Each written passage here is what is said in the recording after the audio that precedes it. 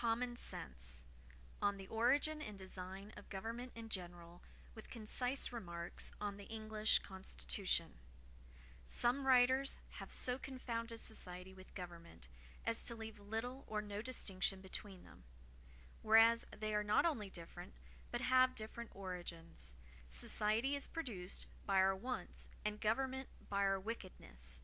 The former promotes our happiness positively by uniting our affections, the latter negatively by restraining our vices.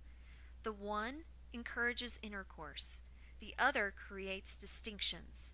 The first is a patron, the last a punisher. Society in every state is a blessing, but government, even in its best state, is but a necessary evil. In its worst state, an intolerable one, for when we suffer, or are exposed to the same miseries by our government, which we might expect in a country without government, our calamity is heightened by reflecting that we furnish the means by which we suffer. Government, like dress, is the badge of lost innocence. The palace of kings are built upon the ruins of the bowers of paradise. For were the impulses of conscience clear, uniform, and irresistibly obeyed, man would need no other lawgiver. But that not being the case, he finds it necessary to surrender up a part of his property to furnish means for the protection of the rest. And this he is induced to do by the same prudence which in every other case advises him out of two evils to choose the least.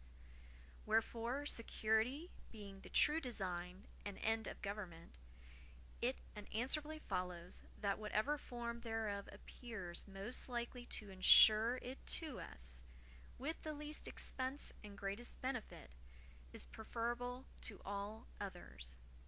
In order to gain a clear and just idea of the design and end of government, let us suppose a small number of persons settled in some sequestered part of the earth, unconnected to the rest. They will then represent the first peopling of any country or of the world. In this state of natural liberty, society will be their first thought. 1,000 motives will excite them thereto. The strength of one man is so unequal to his wants, and his mind so unfitted for perpetual solitude, that he is soon obliged to seek assistance and relief of another, who in his turn requires the same. 4 or 5 united would be able to raise a tolerable dwelling in the midst of a wilderness, but one man might labor out of the common period of life without accomplishing anything. When he had felled his timber, he could not remove it, nor erect it after it was removed. Hunger, in the meantime, would urge him to quit his work, and every different want would call him a different way. Disease, nay, even misfortune, would be death. For though neither might be mortal, yet either would disable him from living and reduce him to a state in which he might rather be said to perish than to die.